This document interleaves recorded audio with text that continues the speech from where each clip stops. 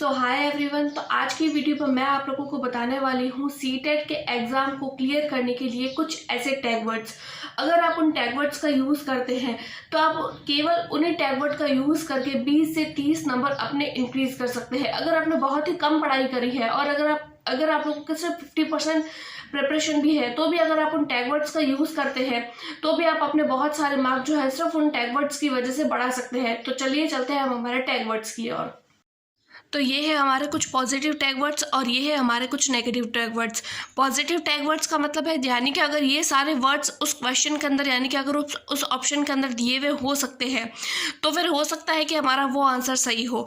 और अगर कुछ इस तरीके के ऑप्शन यानी कि ऑप्शन के अंदर अगर कुछ इस तरीके से वर्ड्स दिए हुए हो, ये सारे वर्ड दिए हुए हो, तो हो सकता है कि हमारा वो आंसर गलत हो। क्योंकि सीटेट का एग्जाम का जो पैटर्न होता है वो कुछ इसी तरीके से होता है और बहुत ही ज़्यादा ईजी होता है। सिर्फ इन्हीं सारे वर्ड्स के आगे पीछे एक क्वेश्चन जो होता है और उसका जो ऑप्शन जो होता है वो घूमता रहता है।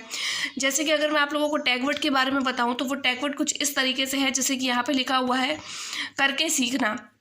यानी अगर कोई भी बच्चा है अगर वो किसी काम को करके सीख रहा है तो मतलब हो सकता है कि वो ऑप्शन हमारा सही हो। फिर दूसरा आ रहा है अवसर देना। अगर कोई भी बच्चे को अगर हम कुछ काम करने के लिए अवसर दे रहे हैं तो हो सकता है कि हमारा वो ऑप्शन सही हो। इसी तरीके से यहाँ पे बहुत सारे ऑप्शन दिए हुए हैं, जैसे कि सृजनात्मकता। अगर ऑप्शन के अंदर सृजनात्मकता वर्ड लिखा हुआ है तो हो सकता है हमारा वो आंसर सही हो। फिर आता है बाल केंद्रित, संसाधन, सक्रिय, दैनिक जीवन से जोड़ना। उसके अलावा अगर मैं आप लोगों को बताऊं तो वैज्ञानिक दृष्टिकोण का विकास, यानी कि बच्चा जो है वो वैज्ञानिक तरीके से सोचता है। उसके बाद में होता है किसी भी चीज़ का प्रयोग करना, यानी बच्चा खुद अगर कोई भी चीज़ को प्रयोग करके सीख रहा है तो अगर बच्चा कोई भी गतिविधि कर रहा है तो अगर हम बच्चे को प्रोत्साहित कर रहे हैं, उसको प्राइज़ वगैरह दे रहे हैं, उसको मोटिवेट कर रहे हैं, उसको हम जिज्ञासा जो है उसको बढ़ावा दे रहे हैं, तो ये सारे के सारे वर्ड्स जो है वो पॉजिटिव वर्ड्स है। और अगर इन वर्ड्स का यूज़ अगर बच्चे को लेकर अगर किया जाता है तो हो सकता है कि हमारा वो आंसर सही होने के बहुत ज़्यादा चांसेस हो सकते हैं।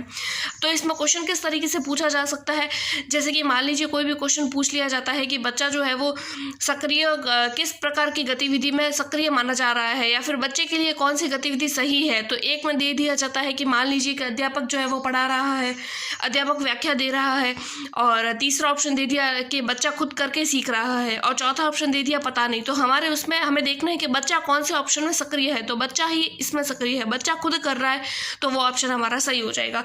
तो ये सारे के सारे पॉजिटिव टैग वर्ड्स हो जाएंगे। उसके अलावा अगर मैं आप लोगों को नेगेटिव टैग वर्ड्स बताऊँ, यानी ये अगर सारे के सारे वर्ड्स अगर उसमें दिए हुए होते हैं तो फिर हमें उस ऑप्शन को चूज़ नहीं करना है। जैसे कि पहला ऑप्शन अगर मैं आप लोगों को बताऊं, पहला अगर टैग वर्ड है तो वो है निष्क्रिय। यानी अगर बच्चा निष्क्रिय है तो हमें इस तरह की क्लासेस में हमें बच्चा जो है वो नहीं पढ़ सकता है। अगर हम बच्चे को ग्रेड कर रहे हैं, यानी कि बच्चे को हम मार्क दे रहे हैं, बच्चे को हम प्रथम द्वितीय तृतीय रैंक दे रहे हैं, सेकंड थर्ड इस तरीके से रैंक दे रहे हैं, अगर हम बच्चे को सजा दे रहे हैं, बच्चे को हम बोझ समझ रहे हैं, बच्चे को हम मोटिवेट करने की जगह उसको हतोत्साहित कर रहे हैं, यानी कि उसको हम बोल रहे हैं कि नहीं तुम कुछ नहीं कर सकते हो, इस तरीके से कर रहे हैं, तो भी वो बच्चा हो सकता है कि उस काम को न कर पाए। उसके अलावा शिक्षक केंद्रित, जैसे कि अभी मैंने बताया कि बच्चा जो है शिक्षा जो है वो बाल केंद्रित होनी चाहिए और यहाँ पे शिक्षक केंद्रित लिखा हुआ है। तो अगर किसी भी ऑप्शन में लिखा हुआ हो कि कक्षा जो है वो शिक्षक केंद्रित होनी चाहिए तो वो ऑप्शन हमारे खुद से ही हट जाएगा। अगर सीमित क्षेत्र की बात हो रही है तो भी वो ऑप्शन हमारे खुद से हट जाएगा। उसके अलावा बच्चा रट रहा है, वो बहुत ज़्यादा कठिन कार्य कर रहा है, केवल शिक्षक व्याख्या दे रहा है, बच्चा निष्क्रिय है और हम केवल न केवल पाठ्य पुस्तक पढ़ा रहे हैं। अगर ये सारे के सारे टैग वर्ड्स को अगर हम अच्छे से देख लें और एक दो बार अगर हमें इसको अच्छे से देख लें तो हमें लगभग आइडिया लग जाएगा कि ऑप्शन जो है वो कौन सा सही होने वाला है। तो इसके अलावा और भी कोई आपके पास में से टैग वर्ड हो तो आप मुझे कमेंट में बता सकते हैं। तो ये थे हमारे सारे के सारे टैग वर्ड्स। अगर आपके पास में इसके अलावा और भी कोई टैग वर्ड्स हो या आपको अगर मेरे ये वाले टैग वर्ड्स बहुत ज़्यादा अच्छे लगे हो तो आप मुझे कमेंट करके बता सकते हैं। आज की वीडियो में सिर्फ इतना ही, मिलते हैं नेक्स्ट वीडियो के लिए, तब तक के लिए टेक केयर, बाय बाय।